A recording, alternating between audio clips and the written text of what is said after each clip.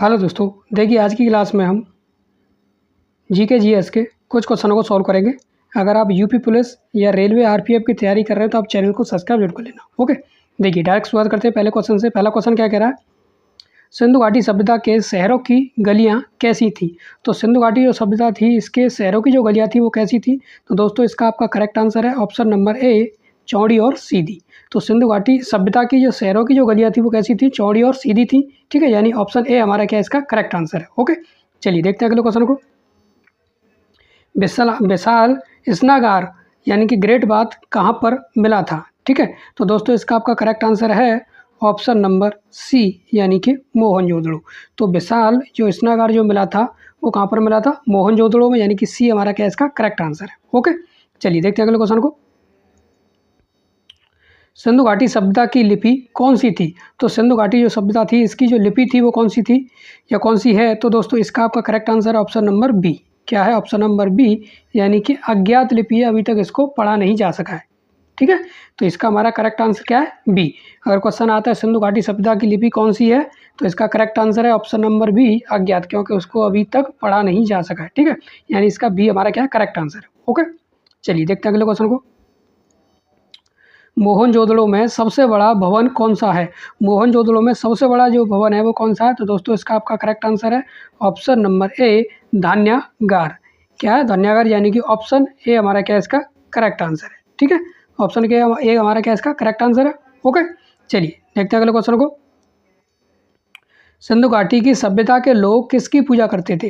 सिंधु घाटी की जो सभ्यता वाले जो लोग थे वो किसकी पूजा करते थे। दोस्तों इसका आपका करेक्ट आंसर है ऑप्शन नंबर सी, यानी कि पशुपति।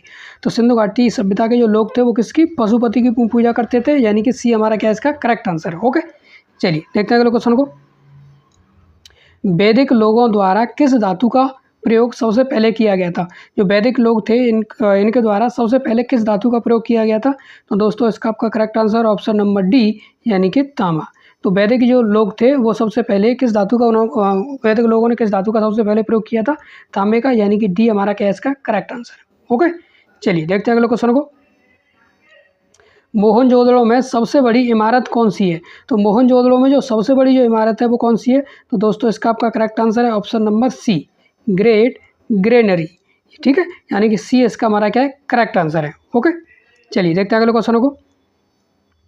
मनुष्य का सबसे पहले किस अन्न यानी कि अनाज का प्रयोग किया गया। तो मनुष्य ने सबसे पहले किस अन्न यानी कि अनाज का प्रयोग किया था सबसे पहले। ठीक है, तो दोस्तों इसका आपका करेक्ट आंसर है ऑप्शन नंबर बी, जौ। जौ को उस समय क्या बोला जाता था, यव। क्या बोला जाता है, यव, यानी कि बी हमारा क्या है इसका करेक्ट आंसर है। ओके, चलिए देखते हैं अगले क्वेश्चन को। प्रसिद्ध गायत्री मंत्र कहाँ से लिया गया है। तो गायत्री मंत्र जो है वो कहाँ से लिया गया है। तो दोस्तों इसका आपका करेक्ट आंसर है ऑप्शन नंबर बी, यानी कि ऋग्वेद काल।